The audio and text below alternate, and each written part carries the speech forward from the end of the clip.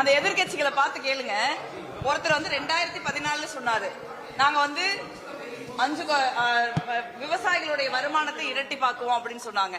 வேலை வாய்ப்பு இல்லாத ஒரு சூழலை வந்து வேலை வாய்ப்பு எல்லாரும் கிடைக்கிற மாதிரி 2 கோடி பேருக்கு வேலை தருவோம் வருஷத்துக்குன்னு சொன்னாங்க. அதுக்கப்புறம் வந்து நீங்க வந்து ரூபாயோடைய மதிப்பு வந்து மன்மோகன் சிங் ஆட்சியில் இருக்கிறப்ப அது மன்மோகன் சிங் வயசை கடந்து போயிருச்சுனாங்க. இன்னைக்கு வந்து 93 ரூபாய், 91 டாலருக்கு ரூபாயின் மதிப்பு 93 ரூபாயா இருக்கு. இந்த மாதிரி வந்து அவங்க சொன்ன எதையா அதே மாதிரி இப்ப எல்லார் அக்கௌண்ட்லயும் 15 லட்சம் போடுறோம்னு சொன்னாங்க. நீங்க அக்கௌண்ட் காலியா இருந்தா பணம் நம்ம கிட்ட கேட்கிறாங்க. இந்த மாதிரியான வாக்குறுதிகளை கொடுத்தவங்க வந்து இன்னொரு கட்சியோட வாக்குறுதி பத்தி பேச வேண்டிய தேவையில்லை. நீங்களே பாருங்க, பெண்களுக்கு நம்ம வந்து பணம் கொடுப்போம்னு சொன்னோம், அதை வந்து கொடுத்துருக்காங்க. இலவச பேருந்து பயணம் நடக்குது. அதே மாதிரி நீங்க சொல்லாத சில விஷயங்களும் செஞ்சிருக்குல்ல. நீங்க காலை உணவு திட்டம் வந்து மேனிபெஸ்டோல கிடையாது. ஆனா இந்தியாலேயே முதல் முறையாக காமராஜர் தான் மதிய உணவு திட்டத்தை கொண்டு வந்தார் தமிழ்நாட்டுல. அதே போல இன்னைக்கு இந்தியாலேயே முதல் முறையா மண்மிகு முதலமைச்சர்கள் தமிழ்நாட்டில் காலை உணவு திட்டத்தை கொண்டு வந்திருக்காங்க. இந்த மாதிரி தேர்தல் அறிக்கையில் சொல்லாத பல விஷயங்களையும் நம்ம செஞ்சிருக்கோம். 20 கிலோ அரிசி இலவசமா கொடுத்த பிறகு வந்து வறுமை ஒளியில அப்படின்றத காட்டுது. அந்த காலை உணவு திட்டம்ன்றதே வந்து இல்ல காலை சமைச்சு போட முடியலன்றதால கொடுக்குறாங்க. அதுக்காண்டி தான் கொடுக்குறாங்க. காலையில சமைச்சு போட முடியலன்னு நம்ம சொல்ல முடியும். காமராஜர் கொண்டு வரும்போது வந்து பள்ளிக்கு மாணவர்கள் போக முடியல, வறுமையில கொண்டு வந்தாரு. ஆனா திமுக ஆட்சி கிட்டத்தட்ட 50 ஆண்டு இந்த காலகட்டத்திலையும் வந்து காலை உணவு திட்டம் போடுறாங்க. ஒரு சிறப்பான ஆட்சி இல்ல.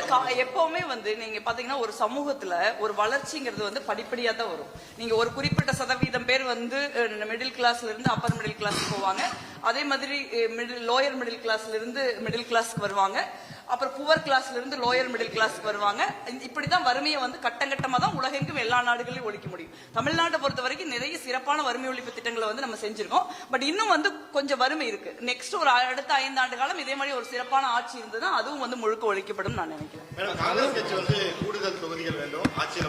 இல்ல, எந்த அரசியல் கட்சியுமே வந்து தன்னுடைய நிலைப்பாடுன்னு ஒண்ணு இருக்கும்ல, அதுக்கு வந்து அந்த நிலைப்பாட்டை கொண்டிருக்கிறதுக்கான அரசியல் கட்சிக்கு ஒரு உரிமை இருக்கு நான் நினைக்கிறேன்.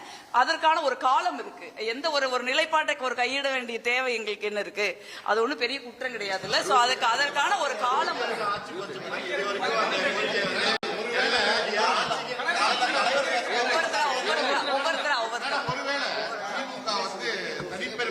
ஜெயிக்காத ஒரு சூழல்ல வந்து நீங்க வந்து அவங்களுக்கு ஆதரவு கொடுக்க வேண்டிய நிலை வந்தா உங்களுடைய நிலைப்பாடு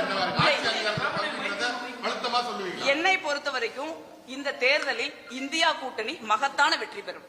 அதுல வந்து தனிப்பெரும்பான்மை வராது. மகத்தான வெற்றினாலே அவங்களுக்கு தனிப்பெரும்பான்மை கிடைக்கிறதுக்கான வாய்ப்பு இருக்குன்னு தான் நான் நினைக்கிறேன். ஆனா அதற்கப்புறம் நாங்க எங்க கோரிக்கை அவங்க கிட்ட வைக்கலாம்ல. இல்ல மேடம், இப்ப வைக்கிற பேர் உங்களுக்கு என்ன சொன்னாங்க? ஆச்சரியத்துல பங்கு இல்லைன்னு சொல்லிட்டாங்க. இல்ல, எங்களை பொறுத்த வரைக்கும் ஒரு கோரிக்கை நாங்க வச்சிருக்கோம். ஒரு அரசியல்ல நீங்க என்னைக்குமே அரசியல்ங்கிறது ஒரு நெடுந்தூர பயணம். நாங்க இன்னைக்கு இப்படிங்கிறக்குள்ள நடக்கல அப்படின்னா நாங்க கோரிக்கை கைவிட்டுற மாட்டோம்ல. நாங்க வந்து எங்களுக்கான ஒரு ஜனநாயக வழிமுறைகள்ல நாங்க எங்களுக்கான ஒரு முயற்சியை நாங்க முன்னெடுத்துட்டு தான் இருக்கோம்.